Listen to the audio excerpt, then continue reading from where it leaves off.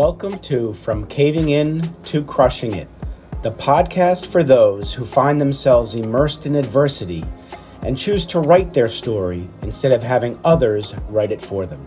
I'm Drew Deraney, and I'm your host. Hussein, it's good to see you, my friend. Good to see you too. Thanks for having me. It's my pleasure. So I always thank the person who introduced me to my guest, and recently, my guests are coming to me via Pod Pitch and via somebody who found out, started working with Pod Pitch, and in this case, it's Rama, who happens to Yes. be your beautiful wife and partner, correct? Yes. I got it right? All right. See, Rama, I She called you manages me. She beautiful. tells me what to do. There we are. And she tells him what to do. And believe it or not, he does listen. So I want to thank Rama Sometimes. and Podpitch for bringing me Hussein. We had a great first talk, and I'm definitely looking forward to this one. So, folks, you guys know in the beginning, I always talk about how when we're young, we're taught that life is linear. That if we do A plus B plus C in that order, then D is going to happen. That's straight path. And for the most part, life is linear until it's not. Ultimately, there's an external circumstance or adversity that gets in between one of those letters and derails our path from one that was a straight one to more circuitous route. Now, when adversity rears its ugly head, there are three types of men. And these men are either going to notice the adversity or they're not, and they're either going to take advantage of it or they're not. Man number one is the man who has a ton of blind spots. He doesn't even see the adversity. He just figures he's living life the way he's told to live it, and he changes nothing. All right? Then there's man number two. Man number two has a heightened self awareness, much more so than man number one.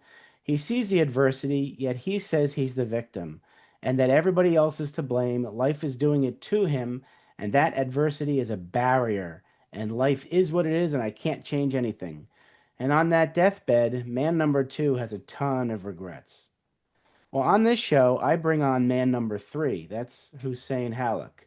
Man number three has a much more heightened self awareness than the other two men. Yet he looks at that adversity and he says, you know what? I'm sick and tired of being sick and tired.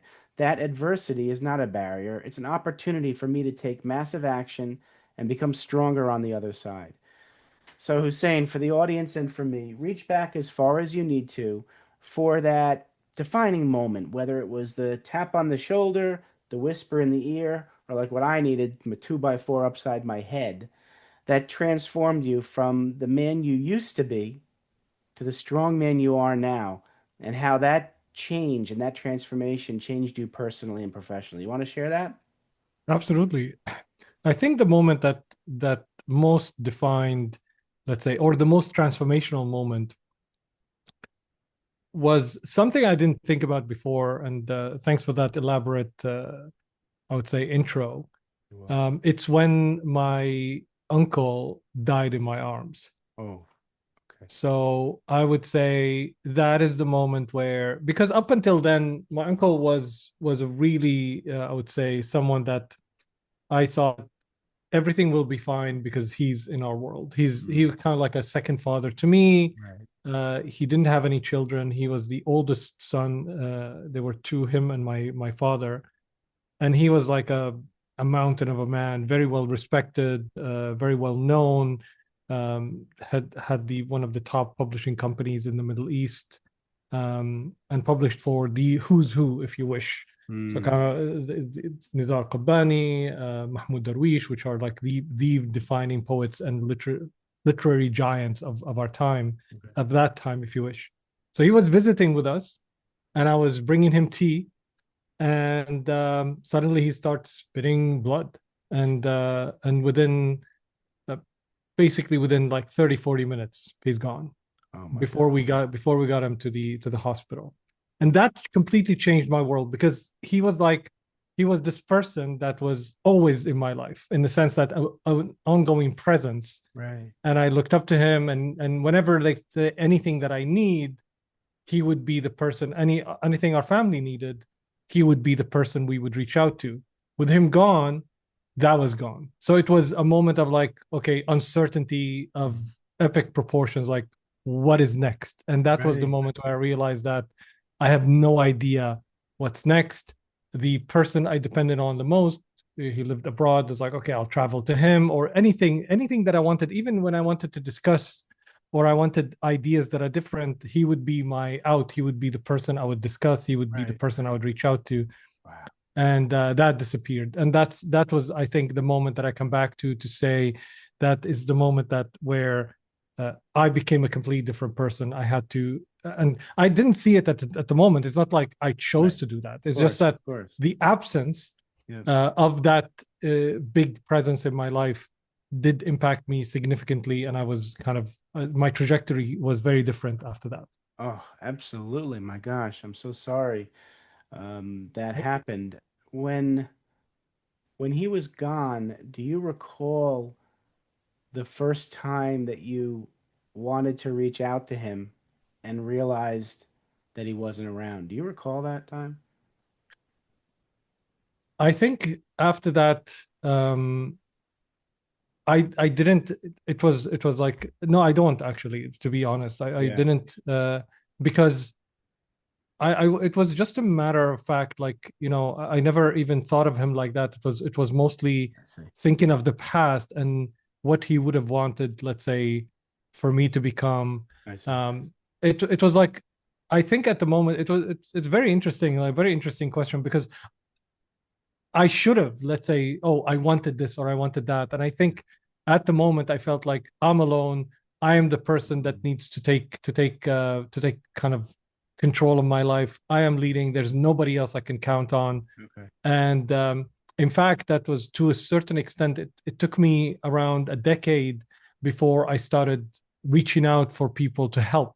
Like Oh, I considered myself that I'm the only person responsible right now. I'm the one that has a future, because he lived abroad and my family was stuck in Syria. Like my father already went and worked outside and came back, and there was no other, let's say, outlet for our family except me. okay.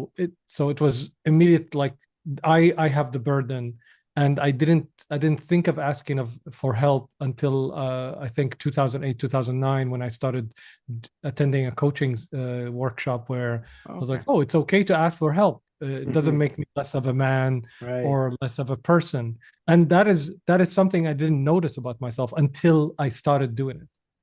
Unbelievable. And you know what? That happens to a lot of men that we feel it's a weakness to ask for help, that we should know it all. And I don't know where we get that from because um, I mean, obviously it's from the outside.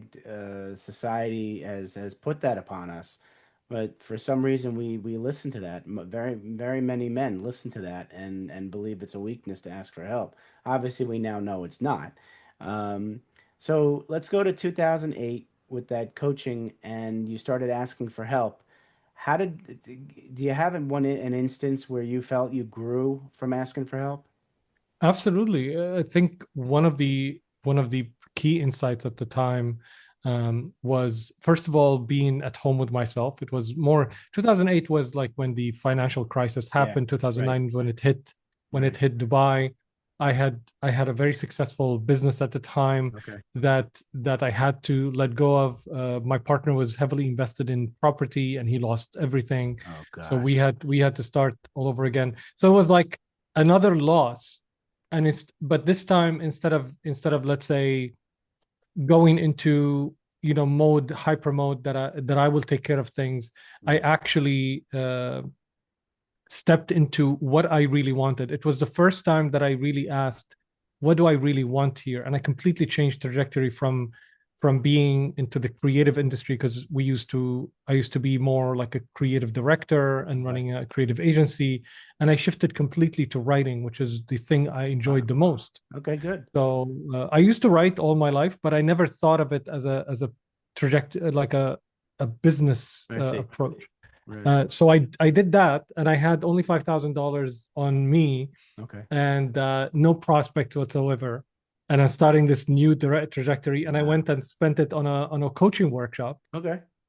and it was the best thing that I've ever done, Good. because what I did is I connected to who I am as a person, Right. as opposed to I've always seen myself at that time as like, here's the business Hussein, and here's the person that is Hussein.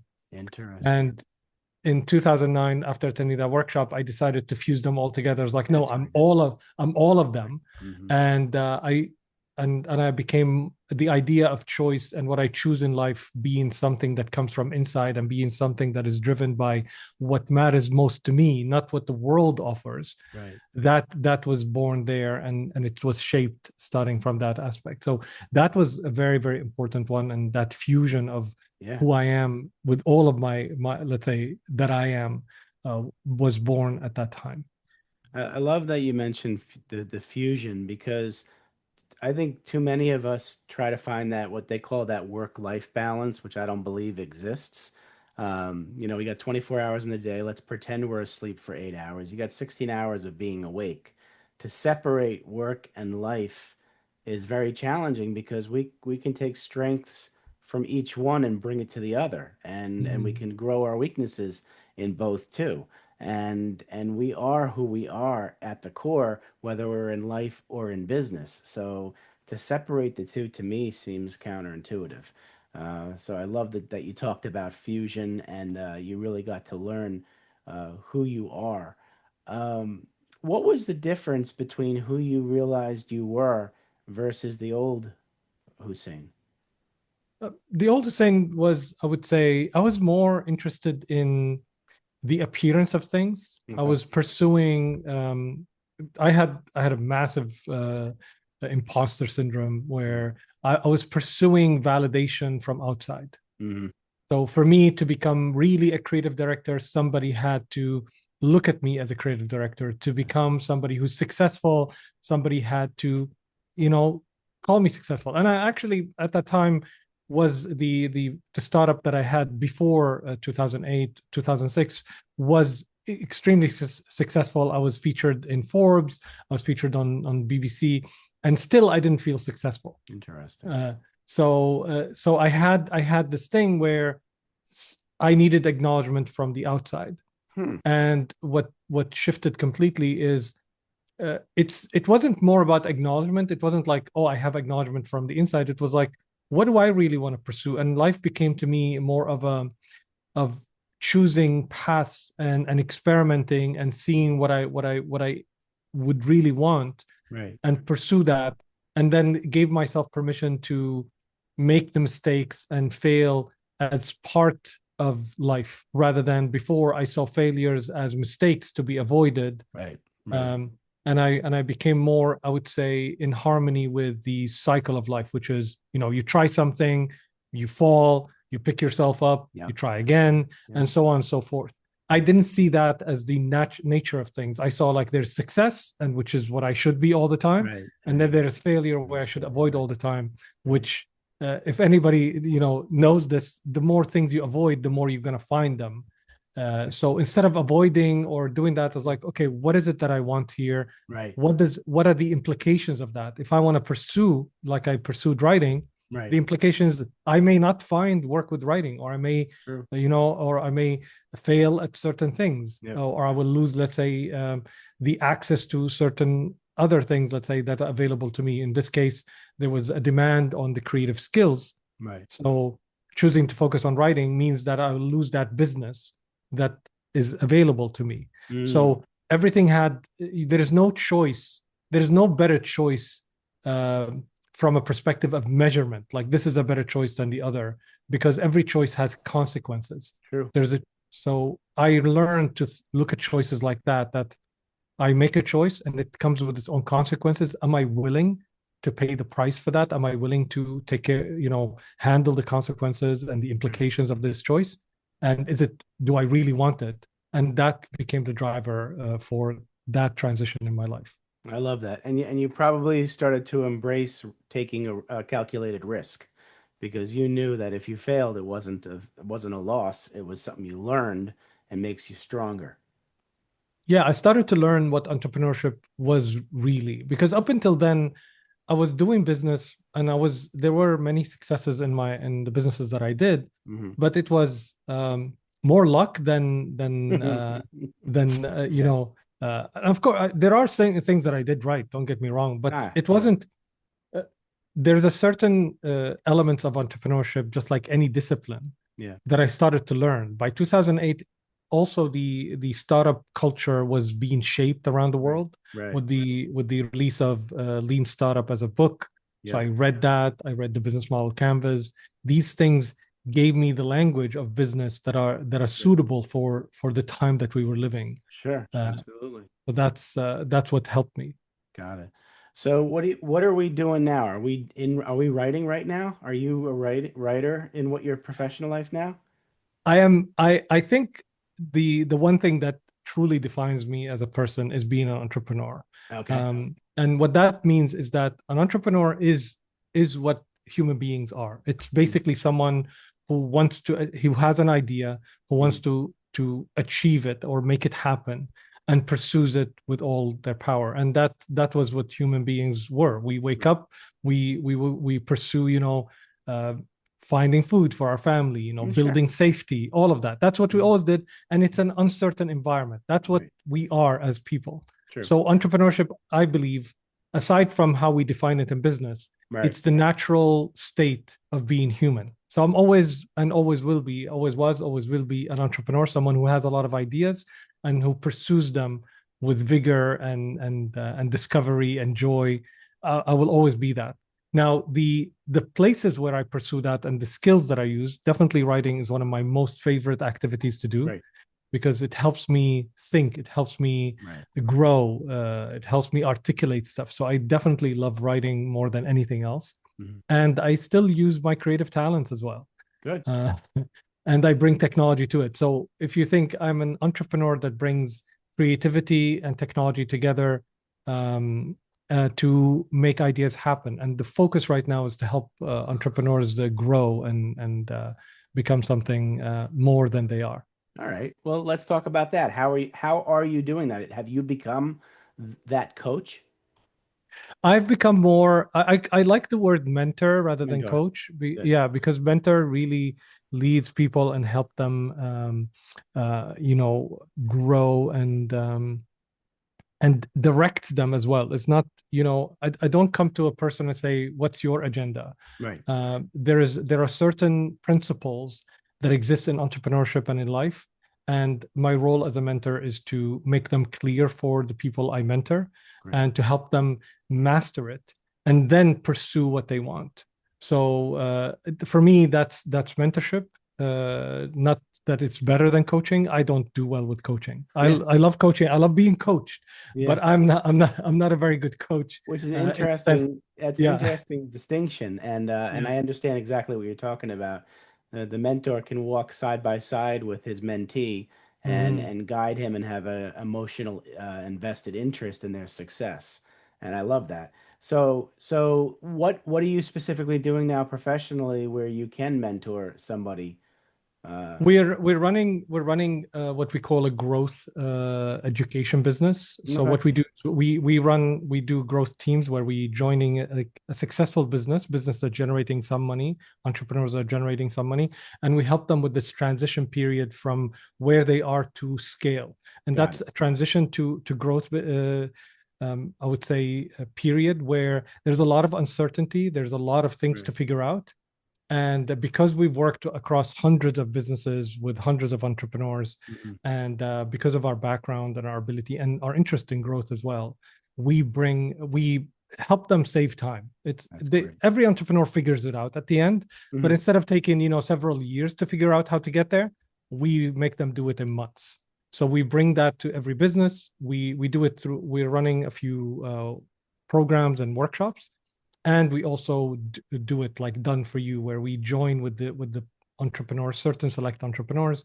We join with them, we help them grow their business, and we share in the returns together. I love that. I love that you have a variety of different approaches based on what the entrepreneur needs and I Thank you. love in all of your offers you're helping the entrepreneur build a solid foundation. Because if you have a very solid foundation, you can put something heavier on it.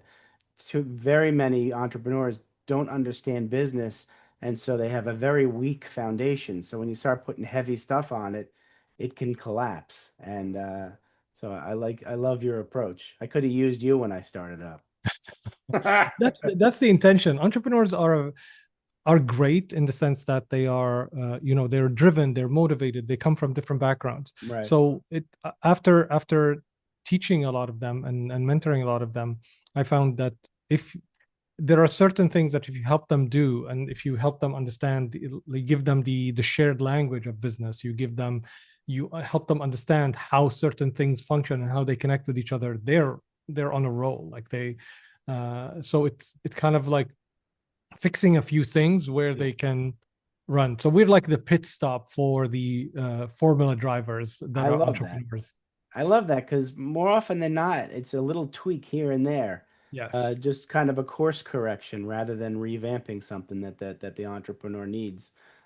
Because we do have a lot of stuff in common. We've got that Yeah. drive, the will to succeed, and sometimes we're just a little all over the place. And you're helping us kind of get focused and go in the right direction. And I love what you do. Can you tell me one of your best successes for one of your clients? Sure. So one of our clients is based in Dubai. Okay. They do uh, comics, trading cards. Okay. As you can see from my background, I do like these kind of things. So Yes, you do. they are a top brand in Dubai and in Okay. the Middle East. And the challenge was they just like any entrepreneur, it's like the things that they want to do and the opportunities are bigger than they, let's say, they can take advantage of. Right.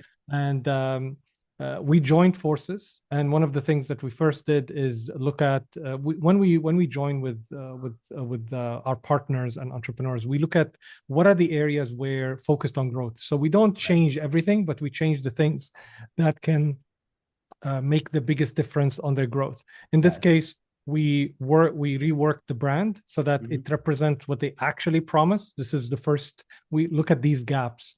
So Right. that was a gap where what they actually stand for their customers and their community, the brand didn't communicate that. So that's I the see. first thing. So that Good. that immediately communicates the message. The Right. second thing we did is we streamlined their technology background. That's Hmm. what we do because we have a wide array of expertise, so we can look at and find out these different challenges in a business. So we saw that there is a break in the technology background, like when they announce an event, certain ticketing, like if there is no ticketing platform that you can use that can be tracked, that you can connect it to Facebook ads, Right. you can't tweak certain things. So Right. we connected all of this, Good. and that way we could know that when we run certain ads, which ones work, which one leads to actual purchase, which one doesn't. So it's not guessing. Yeah. So we did that, and then we started testing different channels, which are the best channels I see. for reaching their audience. And within 3 months, their revenue 2x'd. Wow. Uh, yeah, and right now they've just launched another company as well, which has raised investment already, and that was like 6 months ago or 8 months ago that we started working with them. Wow. So we don't. One of the key things is that we don't claim that we are the ones. Of course, the entrepreneurs need to continue to push their company, and they're the Right. reason for its success. What Right. we do is we come from outside and we identify these areas where sometimes the smallest tweaks will have the biggest difference. That's true. Sometimes some things require Hmm. more work. So we start with the smallest tweaks that make the biggest difference, Yep. streamline the business, and the entrepreneur can focus on what they do best. And then what we do is we set it up as a system so that it always works for the entrepreneur. So we That's look great. for I love what you sustainable just, long term. yeah, I love what you just mentioned because when you walk away, the true test to whether you did a good job was if the providing the entrepreneur does what was keep improving the organization, they keep doing it and they maintain that improvement, and that's the best testament to somebody like you. So I know that happens. So kudos to you. I would say the audience has certainly captured the essence of Hussein Hallak, and they're going to want to get in touch with you, Hussein. So, folks, Hussein's website's the best place to go. So it's HusseinHallak.com. Did I get that right? Perfect. HusseinHallak.com. So Hussein, I can talk with you for a long time, but we gotta I guess everything has to end. But I want to ask you two final questions. All right. So I want to give you the opportunity you're sitting in your happy place and you're sitting down with 7 to 10-year-old Hussein and you want to give him advice about life. What are you going to tell him? I would say, don't worry about those who are bullying you, just have more fun. There we go. Oh, he's mentioned bullying. I have a sense that that was one of the things that you overcame as a youth. Yeah, Is I that was the bullied a case? lot when I was younger, for sure. Those darn bullies, I can't stand them. Well, you know what? You're in a better place than they are right now. All right, let's switch hats. Now you're sitting down with young Hussein, the young businessman entrepreneur, and you want to give him advice about business. What are you going to tell him? Well, first of all, I will tell him about 2008, Yeah, not yeah. not to invest in property, for There we sure. go. Oh my goodness.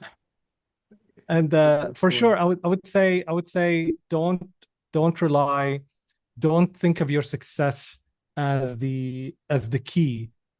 Look at your learning, how much you're learning, how much you're growing as a Mm, person, because success is not dependent on you. Build up what's inside of you that you can always count on. right. So I That's think that is the key to consistently living a life of joy and success when you build up yourself. Because things can fall apart on the right. outside. Hmm. Outcomes may not come out as you want them to be, Right. but what you always can rely on is how much you've grown and how much you've learned and how much of a better person you've become towards who you want to be. So I Right. think that's what I would advise them to do, to I focus love on that. that. Yeah, that strength comes from within, and you can measure success based on how much you grow with inside. I love that. That's wonderful. Well, Hussein, 100%. I want to thank you and thank Rama, of course, for introducing us indirectly. You're a wonderful man. You're doing some wonderful, wonderful things, and I want to thank you for being who you are, sir. Thank you very much for having me, Drew. I love what you're doing. I think it's a very important area to focus on this segment of people that need all the help and support. And I love that you had me here. Thank you very much for the great questions. And I'm happy to come back whenever you want me. Absolutely. Well, you and I are gonna build a relationship, man. This is not a one and done. You're a good man, and you're the type of person I want to surround myself with. So thank you. Thank you So very much. everybody out there, please take care of yourselves. Thanks so much for listening. If you enjoyed the episode, please subscribe and give us a review to help others find it. I'd like you to answer this question. Are you living the life you want to live, or are you living the life others want you to live? I'd like you to think about that for a second, because I strongly suggest you live the life you want to live. If you want to learn more about what I stand for and my services and how I'm able to help many men get out of their own way, please go to my website at www.profitcompassion.com. Feel free to also email me at drew@profitcompassion.com. I'd love to have a conversation with you. Take care of yourself and choose to write your own story instead of letting others write it for you.